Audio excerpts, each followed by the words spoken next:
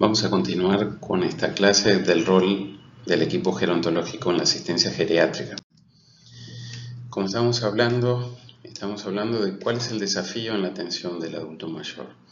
Como muestra ese gráfico ahí abajo, el adulto mayor no tiene tiempo para errores y para eso el gran desafío es acertar en el diagnóstico, en el tratamiento y en los pronósticos de esta población.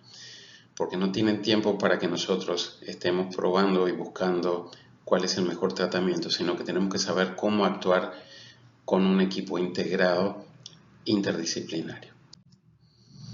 El gran concepto que hablábamos en la clase anterior era la función como el objetivo central. Hablamos de que la enfermedad de por sí no significa estar enfermo porque es algo presente en las personas mayores, pero sí la calidad de vida estaba centrada en la capacidad de realizar actividades de la vida diaria. La capacidad funcional es la capacidad de ejecutar de manera independiente aquellas acciones que componen nuestro quehacer cotidiano, lo que hacemos todos los días y que habitualmente no pensamos, porque nosotros lo decidimos y lo elegimos. La salud, la buena salud en el adulto mayor significa mantener una función adecuada, una adecuada capacidad funcional y ser capaces de mantener nuestras actividades elegidas de manera autónoma. Eso permite mantener la calidad de vida, porque es el parámetro más fiable, objetivo y cuantificable para valorar la dependencia, la mortalidad e institucionalización. ¿Qué quiere decir esto? El mantener la capacidad funcional, el mantener nuestras actividades de la vida diaria es algo que muestra nuestra capacidad de vivir en el entorno que vivimos. Y es un marcador de mal pronóstico cuando vamos perdiendo, a medida que vamos perdiendo esas capacidades de hacer las actividades de la vida diaria.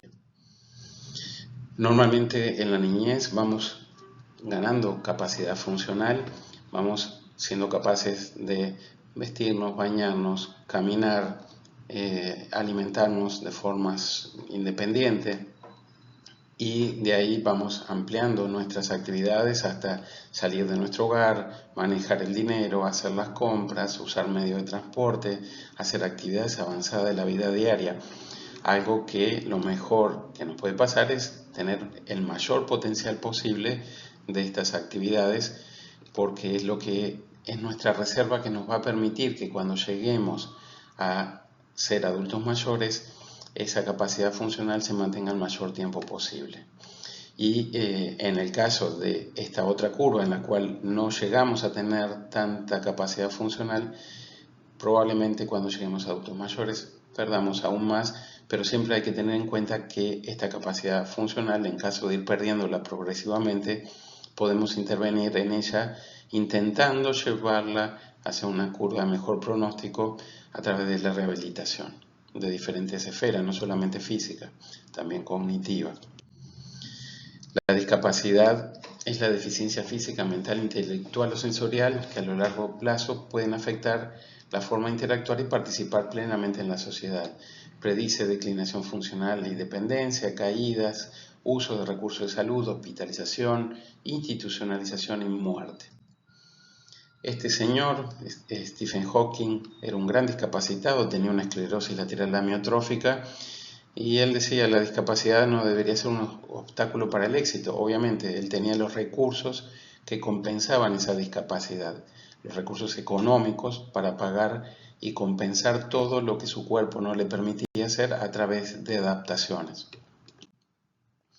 La prevención de la discapacidad busca el objetivo de reducir la mortalidad prematura, aumentar la expectativa de vida, mantener la independencia funcional y el gran tema es la mejora de la calidad de vida.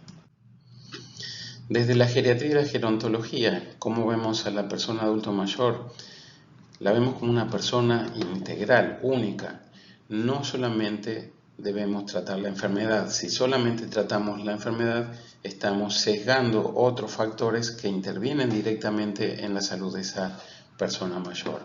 O sea, hay que ver desde diferentes visiones, como mencionamos antes, la calidad de vida, la capacidad funcional, la capacidad de adaptarse al entorno además de evaluar las enfermedades que acompañan a esta persona y el proceso de envejecimiento.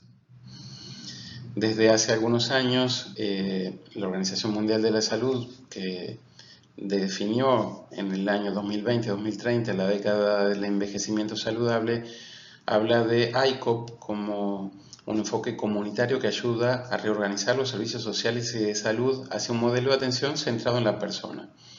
¿Esto qué quiere decir? Que es una estrategia que no solamente ve la enfermedad como centro, sino que ve a la persona con un enfoque sociosanitario y que lo que busca es justamente optimizar la capacidad funcional, mantener el estado funcional de esa persona y que obviamente que dice actuar ya. La realidad es que si bien esto es algo que se pide, es algo que normalmente no se está cumpliendo en nuestro país. El envejecimiento saludable es la consecuencia de toda una vida activa y saludable. Es el proceso de fomentar y mantener la capacidad funcional que permite el bienestar en la vejez. Obviamente que existe, como muestra este gráfico, existe un componente interno, intrínseco, propio del individuo y un entorno que tiene que permitir que ese individuo sea capaz de mantener su estado funcional en el entorno en el que vive. Este envejecimiento saludable fomenta la capacidad funcional y habla de que cada uno de nosotros tenemos obviamente una mínima herencia genética que tiene cada vez menos peso a medida que envejecemos, pero que tiene también que ver con las características personales, las características de salud y a lo que llamó capacidad intrínseca, que es el constructo compuesto de todas las capacidades físicas y mentales de las que el individuo cuenta. Además de eso, la capacidad funcional es la combinación e interacción de la capacidad intrínseca, eso de que depende del individuo, con el entorno en el que vive. Desarrollar y mantener la capacidad intrínseca es acumular reserva funcional y resiliencia. El envejecimiento saludable es la consecuencia de una vida saludable. No empieza a los 65 años cuando tenemos que empezar a pensar en cómo estamos viviendo, sino que eso depende de todo el ciclo de vida, desde el embarazo, la niñez, la adolescencia, la adultez y cuando llegamos a ser personas mayores, porque eso van a marcar los pronósticos del curso de vida. Los dominios de la capacidad intrínseca, eso de que depende de cada uno de nosotros, es la capacidad de moverse, la capacidad psicológica, la capacidad cognitiva, la vitalidad como esa energía que nos permite mantenernos vivos cada día, la capacidad auditiva y la capacidad visual. En la geriatría lo que hacemos es mantener a ese individuo, y ese es el objetivo del equipo interdisciplinario, es mantener a ese individuo que normalmente, si no hacemos intervenciones, tiene una etapa de autonomía, una etapa de fragilidad y una etapa de dependencia, y a través de algunas herramientas, como vamos a mencionar más adelante, como son la valoración geriátrica integral, a través de la detección, selección, medición, intervención y seguimiento, nuestro objetivo es hacer que ese individuo sea autónomo la mayor cantidad de tiempo posible, que la fragilidad sea el menor tiempo posible y que cuando llegue el periodo de dependencia sea lo más cercano posible al momento de morir.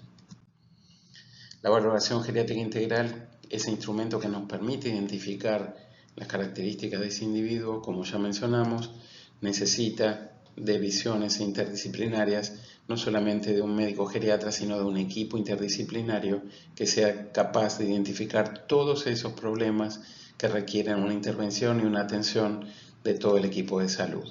No podemos cerrarle porque ese adulto mayor no tiene tiempo para que nosotros hagamos pruebas. El equipo interdisciplinario es la base de la valoración geriátrica integral y necesita que todos estén con el objetivo de atender a ese individuo como ser único que merece toda nuestra atención y no solamente como una persona enferma.